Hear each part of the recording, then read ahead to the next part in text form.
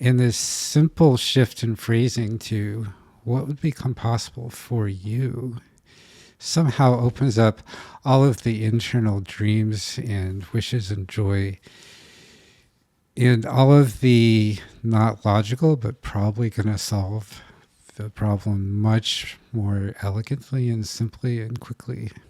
Solutions that would never come about if we're just brainstorming options.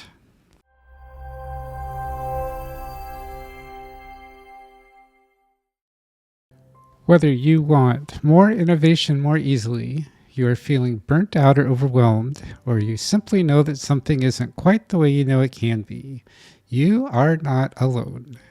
I hear the same from leaders every day. On Uncommon Leadership, we explore aligning personal fulfillment with business success, creating authentic teams, and cultivating the resilience, adaptability, and ease necessary to move beyond simply surviving today's challenges into thriving. I'm Michael Hunter with Uncommon Teams, and today we'll uncover fresh insights into what it means to lead in this world today. Joining me is Patrick Farran. Patrick is co-founder and CEO of Ad Lucem Group, where he advises executives and business owners through transformational leadership challenges. With 25 plus years spanning Fortune 100s to nonprofits to startups across multiple industries, he specializes in purpose-driven leadership, culture transformation, and executive transitions. Patrick holds a PhD in values-driven leadership from Benedictine University and co-authored The Intentional Executive. He previously led consulting at the SAS Institute and taught in the MBA, Executive MBA, and Executive Masters of Nonprofit Administration in Notre Dame's Mendoza College of Business. In full disclosure, Patrick is one of the coaches at the business coaching company I use. We discovered when we talked that, and neither of us compensated the other today for him joining me here today. Welcome, Patrick. I appreciate the introduction, Michael. I'm looking forward to the conversation here today. It's going to be a good one. When did you first recognize that integrating your whole self and bringing that into everything that you do might be a valuable approach? I would say that it probably harkens back to when I was a child and got to watch my dad teach. My dad was an iconic teacher of 47 years, and I saw the impact he had within the classroom. I saw the way he brought himself to work. And so that made an impression upon me as a young child, and I went on to have some iconic teachers of my own as well throughout the years. And so in those formative years, to see the kind of culture they created in the classroom, the kinds of ways they supported students, the stories they shared, sometimes just the personal growth and vulnerability that they appropriately would share.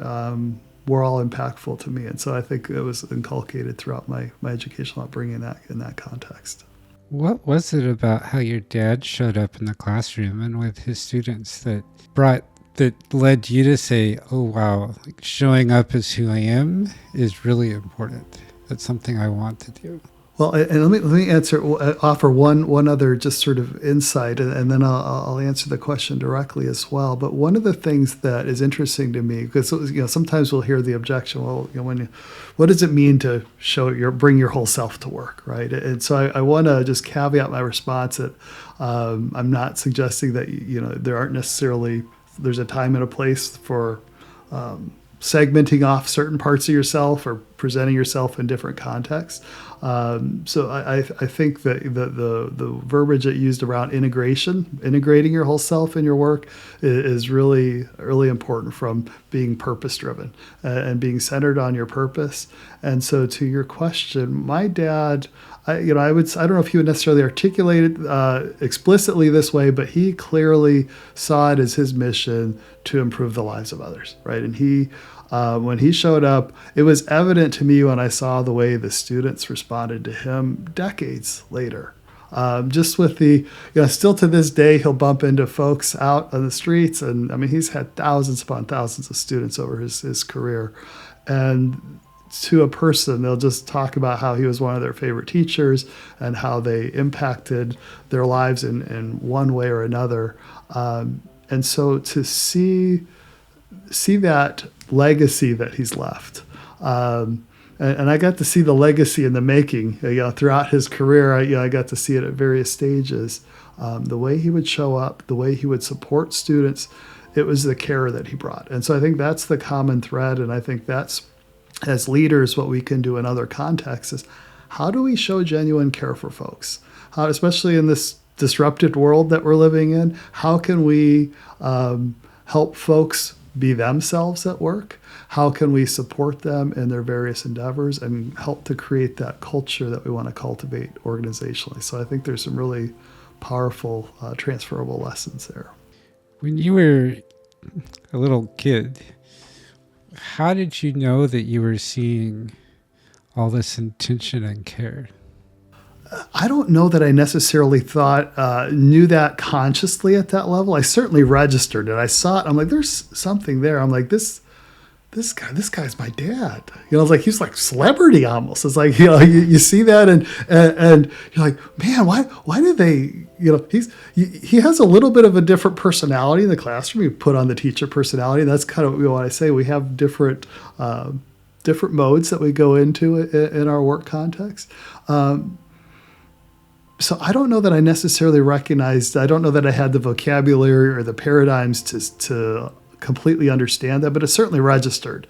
And in retrospect, when I look back upon that certainly was formative for me, as was my mom's work in multiple capacities. I didn't get a chance to observe my mom in the same capacity, though I did get to work on her dissertation. It was one of my first jobs, helping her decode that, in middle school.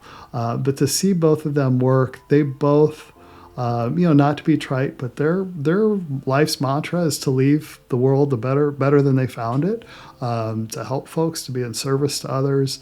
And so they've inculcated that model for me at a very young age. And so seeing the power of that model through many other folks who've demonstrated that beyond just the educational context, to look at leaders who have demonstrated that well in the way they lead, the organizations they serve, the teams they lead, and so forth. That's become my life's work, and my life's mission is to help create those conditions and coach folks and support organizations who are seeking to do that work as well. So it sounds like there was a feeling that you received from your dad and experienced as he interacted with his students and his colleagues that you knew was special somehow. And as you learned more about life and working with other people, you started to understand what that was and how to start emulating and building it for yourself. Well, and I think of one emblematic conversation I had with a gentleman in my undergraduate college years. I was sitting next to someone at church. We introduced ourselves, and as soon as I didn't even get the N off my last name, and he said, I went to Metamora, where my dad had taught some decades ago, 2 decades prior at that point. And I nodded knowingly. I said, yep, that was my dad, before he even finished his sentence. And he said, that man had me so excited about chemistry that I almost went on to major in it. He said, then I came to my senses. And we joke about that. A lot of his students, even if chemistry wasn't their subject, he inculcated a love for curiosity, a love for personal growth and challenging themselves. He created a sense of psychological safety where students felt like they could learn, even if they didn't consider themselves to necessarily be the strongest students. He created that environment in the classroom that we're going to get some stuff done here. Right, and you're not going to be able to phone this in. He did so with a deep care for the personhood and the humanity of each of his students. And because of that, they would bend over backwards for him. I mean, he also coached some of the academic teams for some of the students that found that, and he won all sorts of national championships with his teams because he inspired them to learn and to dedicate themselves. And so I think the life lessons for me in terms of that leadership model is how can you provide a transformative model for the folks we serve. And so it was powerful on a number of levels, and something that certainly has stuck with me. As you've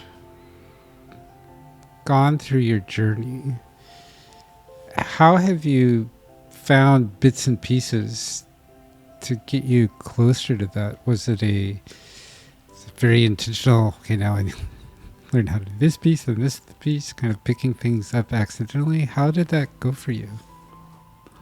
I think, like all things in life, that's not necessarily a linear path, right? I have found it was interesting. In my early career, I actually started out in secondary education as well. I actually had the privilege of co-teaching with my dad.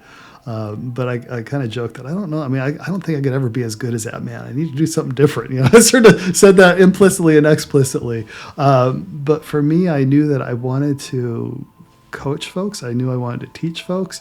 Again, I don't know that I knew it necessarily explicitly in the coach, because I do a lot of coaching. For me, that's one of my favorite modalities, is the one-on-one work that I do, because we can do some deep work.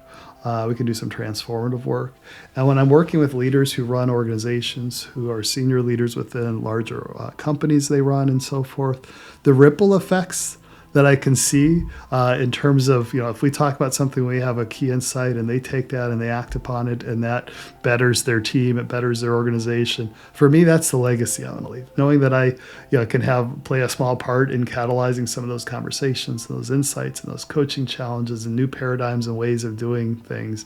I had an opportunity to coach and lead others throughout my professional career, and I always found that was what I most enjoyed. When I was able to be in a coaching or development capacity and see that impact ripple out, that became my sense of energy and sense of joy and purpose. That ripple effect really is magical, isn't it? And the best part for me is you, the person I'm working with, don't even have to tell anyone else that you're doing this work. Just by you becoming a little more who you want to be, that ripples out and helps everyone around you become a little more that they want to be, which ripples out to everyone around them and helping them become a little more who they want to be, and pretty soon the whole world is a little more who they want to be, just because you've done a little work on yourself. Journeys often have challenges where you say, this is never going to work. I'm going to give up and go do something completely different. What has helped you through those times to remember that, yep, this really is where I am happiest, and that this is worth whatever trial I'm going through right now? I don't know if you've read Viktor Frankl's Man's Search for Meaning. It was one. I actually did my dissertation research on work meaningfulness because I had such an interest in this very question, right? And Viktor Frankl and Friedrich Nietzsche, who came before him, one of the things that they studied, for those who aren't familiar with Viktor Frankl's work, he studied Holocaust survivors as part of his research, and he found that for those folks that had a clear sense of purpose, they were able to survive at a much higher rate, these horrible, unspeakable conditions. And the implications of that research, for those of us in much more benign circumstances and challenges throughout life, if we are centered on why we're doing something, we're much more able to endure that. Right, and this could be something large like that. It could be something more banal, like this morning at CrossFit. Right, it was a workout that on paper it was like one of these. Oh, why am I doing this again? I know I'm doing it for my fitness. Right, I'm doing it for personal challenge and growth. And I have to remind myself of that. But when the body is like, okay, this is enough box jumps, and okay, this is enough wall balls here. Right, you overcome that initial drive because I know that there's a higher reason or purpose that I'm doing that particular activity. So to the extent we can be mindful of why we're doing certain things. Hence, the crux of our book. If we're intentional about these things, we get much better results. We can be much more resilient when those inevitable challenges come our way. It helps us to inspire our teams as well, beyond ourselves. If we're centered on that purpose, and there can be some co-created purpose that we can help our teams to cultivate and foster. And it's a powerful driver for getting through those inevitable challenges. Going back to my dad's example, for instance, he in his college years, he actually lost his arm in a factory accident and almost lost his life for it. He was an international student, and he went through a very difficult time after that had happened. He had, during that time, one of his tutors who was helping him stay academically connected, he was going to pursue a chemical engineering profession at that time. And one of his tutors, who was tutoring him on chemistry, was so impactful for him in that relationship. He was so moved by that experience, he decided during that whole experience that he was going to pursue teaching. And through that, I think he discovered an untapped element of his purpose, right? And that became a force driver for him throughout his career. And I think all of us, that power of centering on that is profound.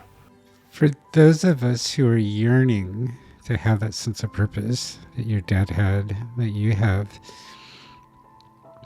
and don't have it yet, don't even have a clue what it might be or how to get started, what's a first step that we can take to understand a little bit of that?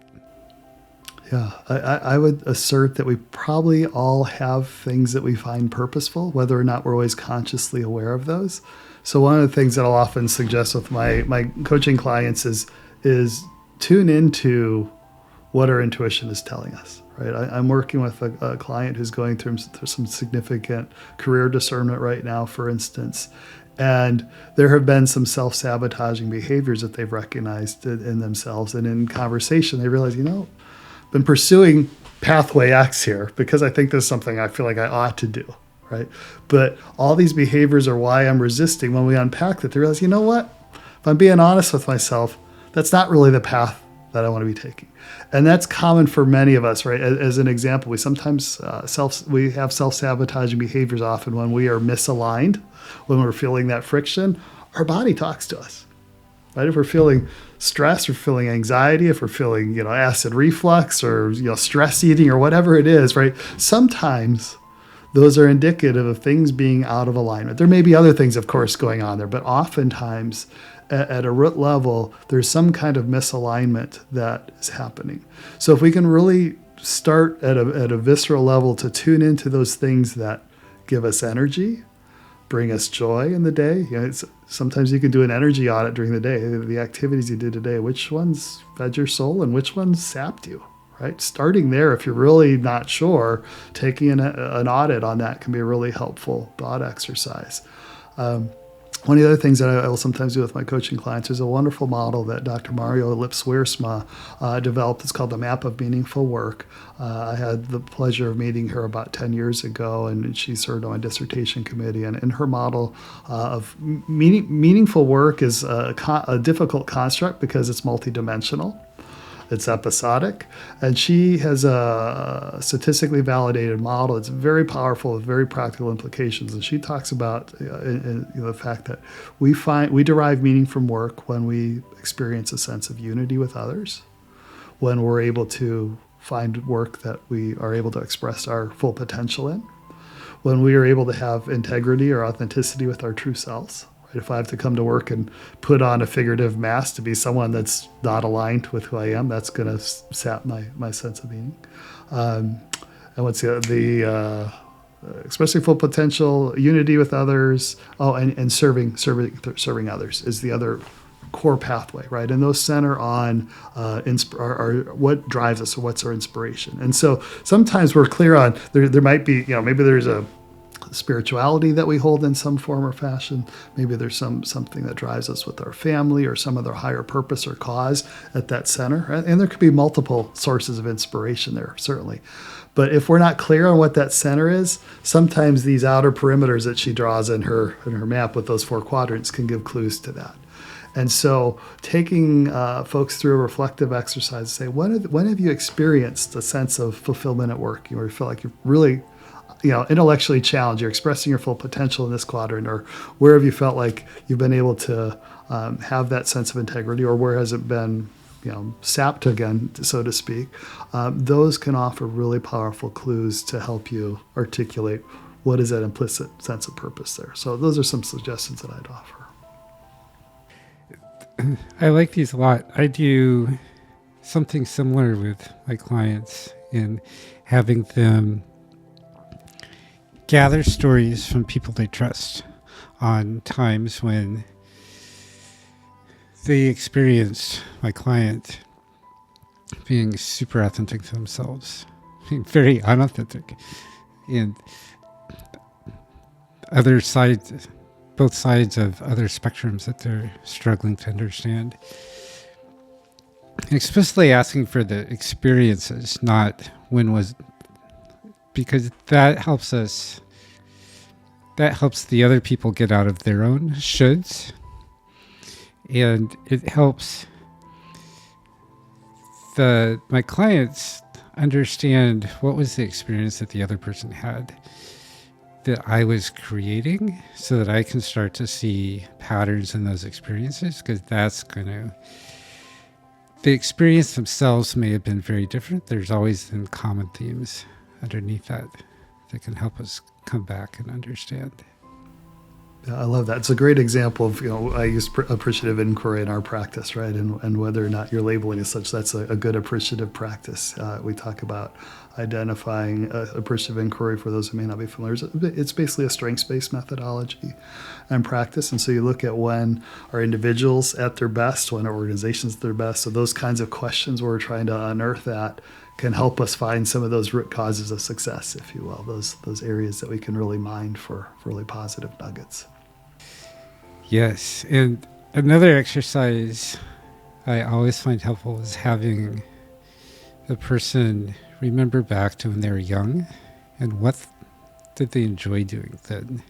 Because when we're young, we have way fewer shoulds heaped on us, and so the things that we enjoy doing are often way closer to who we are than what they might be now, with all the shoulds that we and other before people we've have become jaded and ourselves. cynical, right? But all those learned behaviors, absolutely.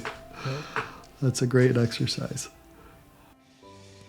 So these are all ways that you are helping people feel safe and empowered to bring their unique talents to everything that they do.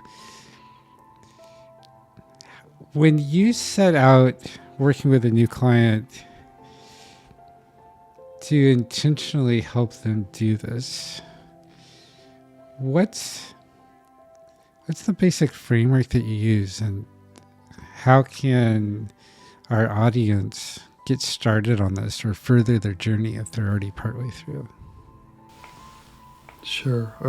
And I'll offer that, there's lots of different components of the frameworks that we may draw upon and different tool sets. I talk about many of them in the book and resource, and I'm happy to share some of those resources here as well. I just had a conversation with a client yesterday. They're a growing small business, and there's a leader that they're wanting to take on more responsibilities. So I met with a couple of the owners, and I met with this emerging leader of the organization. And so some of the practical things we did, we started with high point stories, right? When was that appreciative question, when was the organization at its best in this context, right? And so they each shared those stories, and from those we started mining what are some of the insights that we could draw from this. What does this tell us about the organization? What does this tell us about things that we might be laying dormant that we're not necessarily explicitly aware of? How can we draw our attention to it? And then, because once we have attention to that, we can think about how can we cultivate those kinds of conditions even more, right? So that's one of the fundamental exercises, and we had some really robust discussion around what that can look like and what does that mean, and how can we do more of that. So that's one exercise that can be helpful. Another one, and this is a really simple tactical thing to do here as well, is I'm drawing on Adam Grant and others who use this out, and I've got these resources on our site as well. I had folks create user manuals And a user manual in this context, just like, how do you work your computer or this, this or that?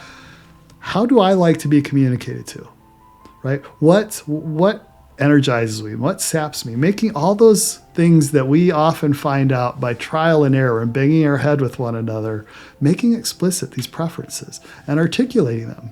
It's not, not too discongruous with like going to marital counseling and having conversations, premarital counseling, and talking about, well, these are some things that are important to me about finances, this or that and the other, right? The same thing holds in our work relationships, where there is benefit to articulating that. And so invariably, there were some insights in this conversation yesterday where folks are like, oh, I didn't realize that. Or now that checks out. Now I understand that behavior, right? And why that's important to you, right? So it might be something like an example that I shared to illustrate, for instance, is I appreciate closed loops, right? I'm one of those folks that, if there's an email I send out, I appreciate, hey, I got it, or I'll take care of this, or this is done, and those things. I just appreciate the closed loop. Where some folks, they have the mindset, I don't want to add another email to this person's inbox, right? So me making that, micro, preference known for folks who work with me, that's important. They know that that's something they can emulate, and it creates an inclusive environment for our team, for example. So that's another really simple but powerful exercise that folks can do, is sharing their user manuals. Important caveats with that exercise that you want to make those voluntary sharing, right? You don't force sharing, make it accessible, folks. It's helpful for the leaders to go first and model that in that context. Give folks the optionality in terms of how I've got a series of questions that folks can grab from our website, for example.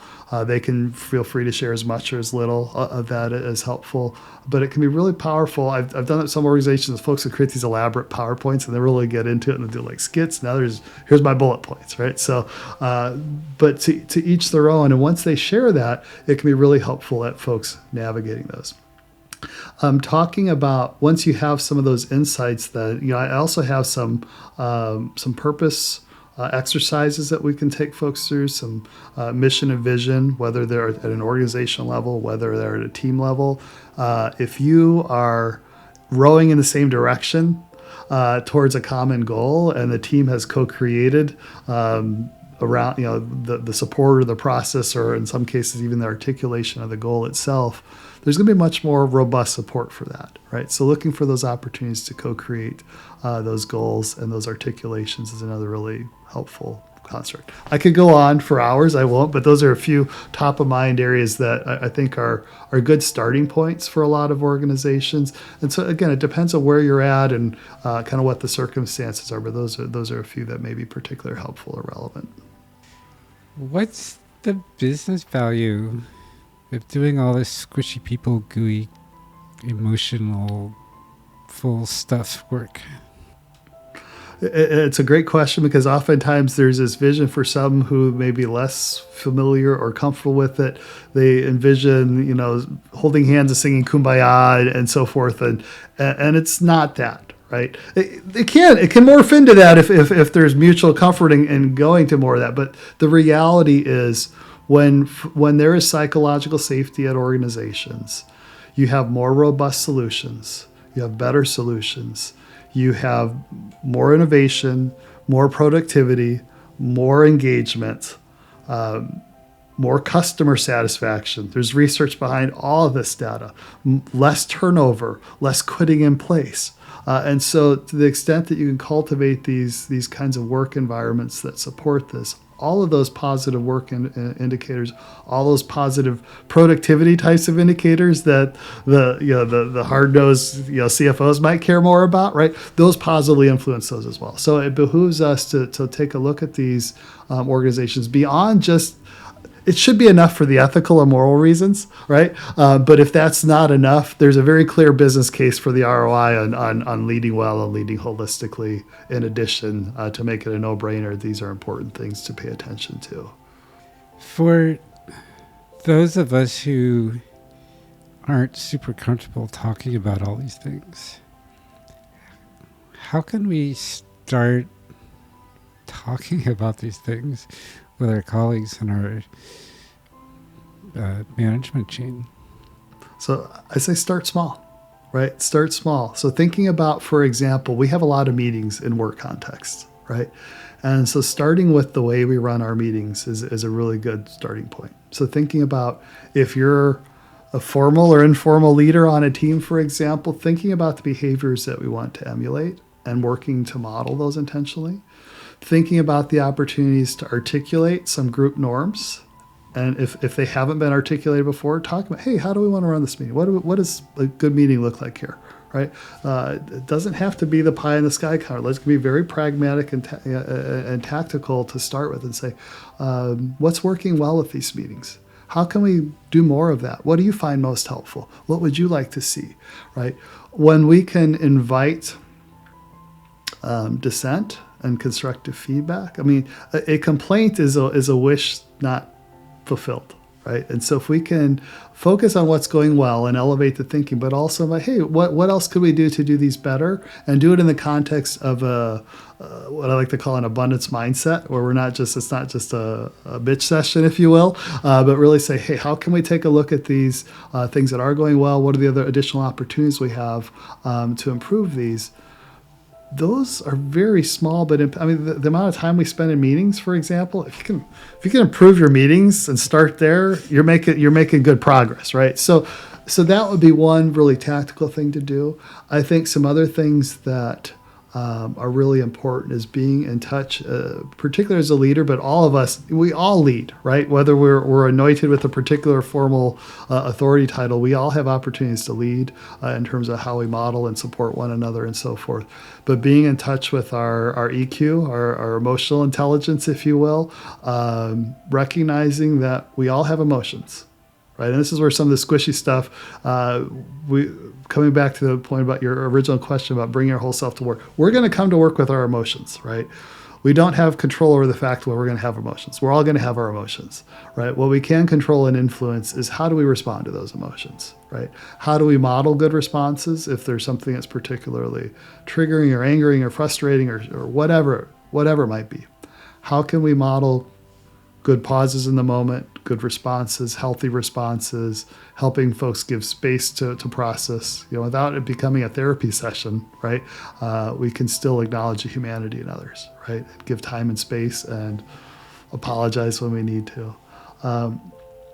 So really getting in touch with the EQ components, and that's easier said than done, but that's a skill like anything else that can be learned by teams and by leaders. The other thing I would offer is creating intentionally a culture of psychological safety. And so inviting dissent, inviting contrary opinions. And when you get them, actually embracing them. Doesn't necessarily mean you need to agree with them or you necessarily need to adopt that. But hey, Michael, I really appreciated that challenge you offered me there. That was really helpful. It caused me to think about X, Y, and Z that I hadn't considered before. And modeling that as a leader can go a long way towards creating that psychological safety to help as well. So those are a few sort of cursory thoughts that I'll offer there. Thank you. The modeling is so important. One way I found really helpful to start that sharing and build some of that psychological safety is to run the perfection game on the way your team works. Go through all your activities that you do on a day-to-day basis and larger timescales, and for each thing, each person, just how perfect is that for you? And the rules here are, if you don't have anything concrete ideas to make it better, then it's 10, because you don't know how to make it better. So it must be perfect. If you have an idea to make it twice as good, then then it's a 5. And if you have an idea to make it 10 times as good, then you're a 1. And then you can interpolate other values in between. Uh-huh. This gives people a really easy way in hardly any time at all. Just go around the room. The way we run meetings, Patrick, Michael, Jose, Andrea, Mario, 10, 10, 9, 10, 5, 1, 0, negative 18. And so you can quickly just in real time go through everybody, through all the things, and get a really clear picture. If there are things for everyone is like 1, that's something I go after. And if it's something that most people are a 10 and 1 or 2 people are an 8 or a 5, then those have some room for improvement and not as important to do right away. And things that maybe everyone complains about all the time, but everyone says is a 10, maybe it's not as horrible as we think it is. Or maybe that's a really interesting thing to go inquire into more, because if we all think it's horrible and yet we don't have any ideas on how to make it better, then something doesn't match up. Yeah, that's really interesting. And what I love about tools like that, right? You can test these out within your organization and on your teams, right? And because some of these are contextual, and some things may work better or others in different contexts. But having an attitude, hey, I think, let's give this process or this framework or this tool a try for this meeting or this quarter or this month or whatever it might be, and naming that and experimenting with some of those new meeting structures or practices, and seeing what's helpful, and having an attitude of experimentation can be really powerful. And it can be a really good way to get into talking about preferences. So if I'm really unhappy with meetings because they are super unstructured, we never have agendas or know what the point is, and all the other things that we all know now that is what we need to do to have good meetings,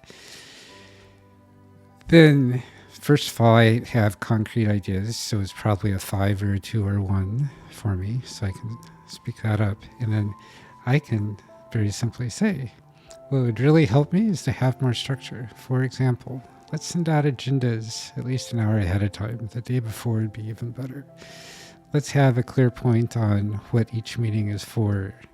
And if we have 3 different points, then let's have 3 different meetings, even if they're within the same half-hour structure, and go through those kinds of things. And it can be a lot less scary approaching our preferences that way than if we have a meeting and say, so Patrick, when do you prefer to be structured versus spontaneous? What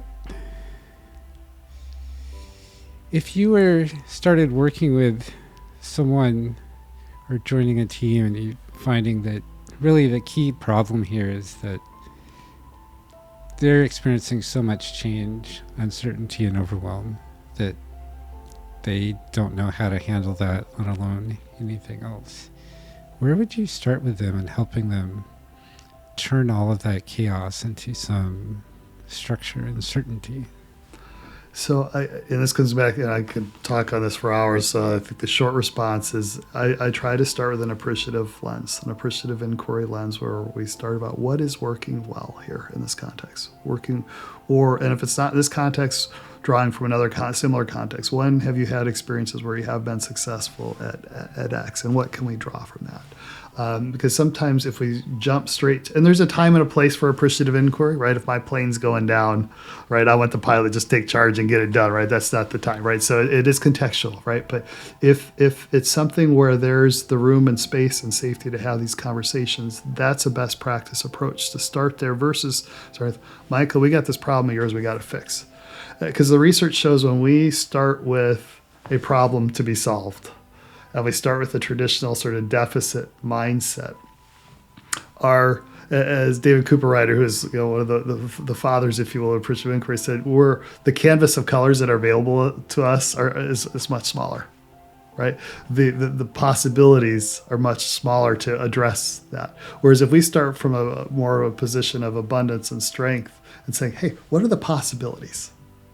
What are the possibilities here? What's our vision here?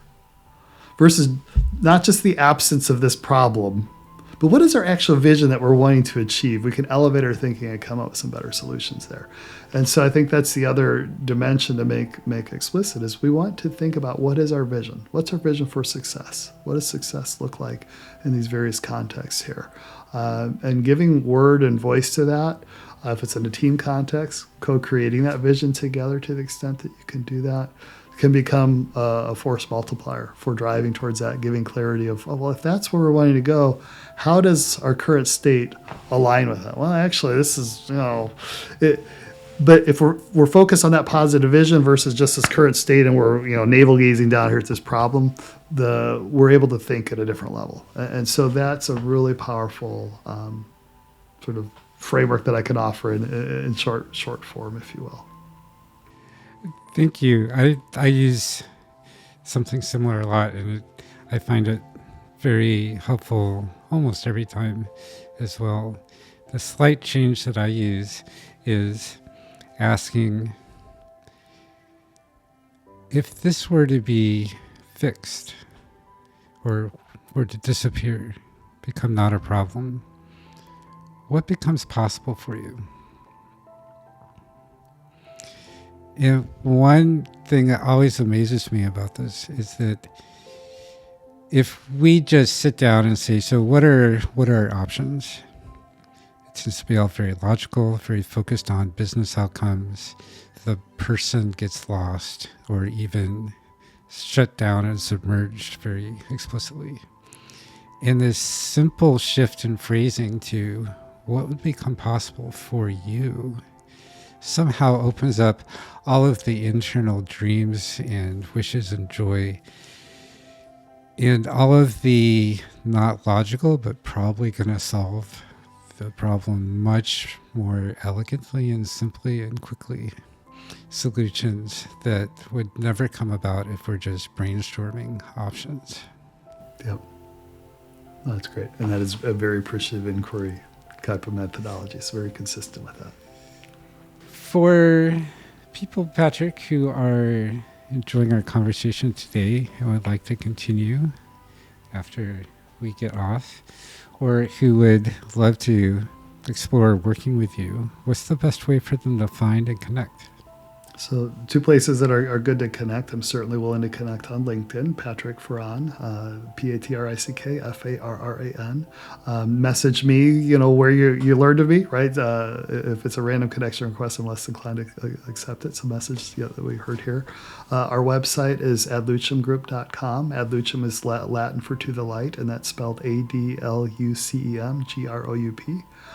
We've got a number of resources that are available to folks. I offer free strategy sessions for authority problem you might be going through as well. So if there's something that would be helpful to discern fit and talk through something that might be helpful to you without a sales pitch, that's another resource that's available on our site. So those would be the 2 best places to stop.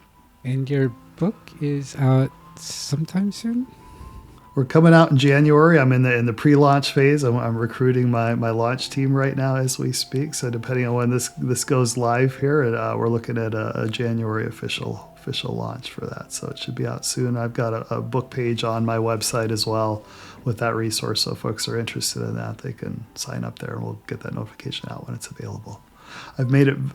My co-author and I, Melissa Norcross, we've created a very significant appendix of resources to draw upon with teams. A lot of things that we've used in various contexts with our teams that we consult and coach with. I wanted to make it really accessible for folks and get that out there so they can see the benefits of those.